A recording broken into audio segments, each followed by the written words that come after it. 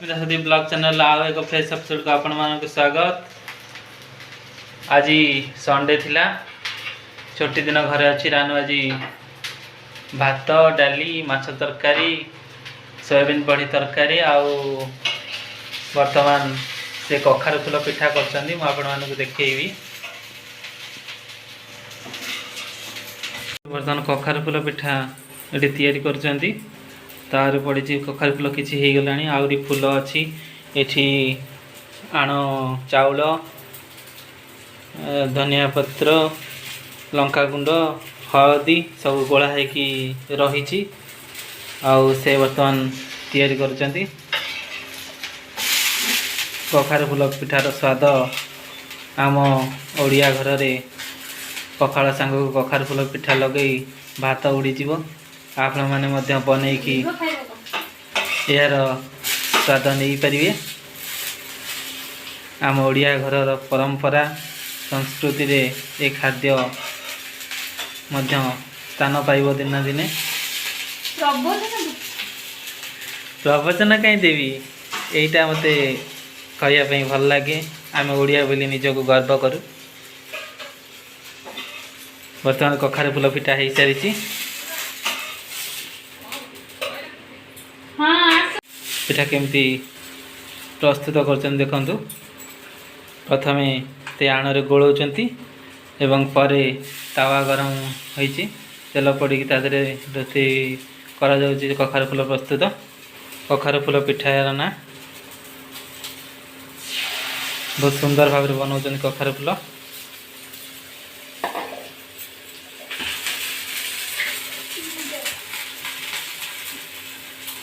बहुत कम समय लगुच 2 मिनट 3 मिनट भितर यहाँ प्रस्तुत हो जाऊँगी। आप चाहिए बन कि खाई पारे कखार फूल पिठा।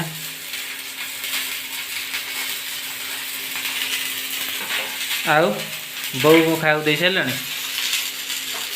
हाँ देन आत दब खाया कौन खाई आज दिन में किसी कहूना से कखार फूल पिठा प्रस्तुत कर व्यस्त अच्छा।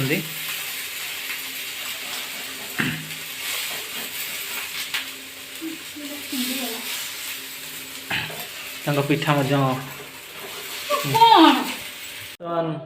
खरा बेल खाइबा आम खाइबू।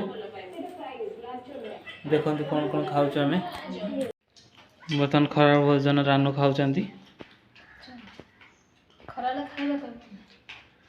कौन कौन खाऊच आज ये भात आउ सोयाबीन तरकारी माछ तरकारी दही बैगण पापड़ टमाटर पियाज काकुड़ी सालाड आउ कखार फूल बरा। केमिति टेस्ट अच्छी सोयाबीन तरकारी